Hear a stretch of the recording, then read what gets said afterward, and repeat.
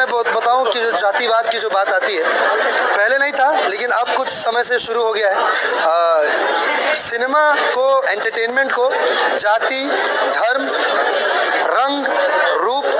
हर चीज़ से दूर रखा जाए तो बहुत बेहतर है, क्योंकि सिनेमा समाज का आईना है और समाज हमें यही सिखाता है कि हमें बहुत ज़्यादा भेदभाव चीज़ों में नहीं पड़ना चाहिए। और आज के युग में, आज के समय में हम 2020 जहाँ अंत की ओर है और हम 2023 की तरफ कदम बढ़ा रहे हैं बहुत ही तेज़ी से, बहुत ही जल्दी 2022 खत्म होने वाला है, 2023 में हम एंटर करने वाले हैं। इस नए वर्ष में, नए जनरेशन में भी अगर ये बातें रहेंगी जातिवाद और ये सब फलना ढिमका, तो इसे कृपया करके नष्ट किया जाए पूरी तरह, क्योंकि अब लोग सिर्फ कला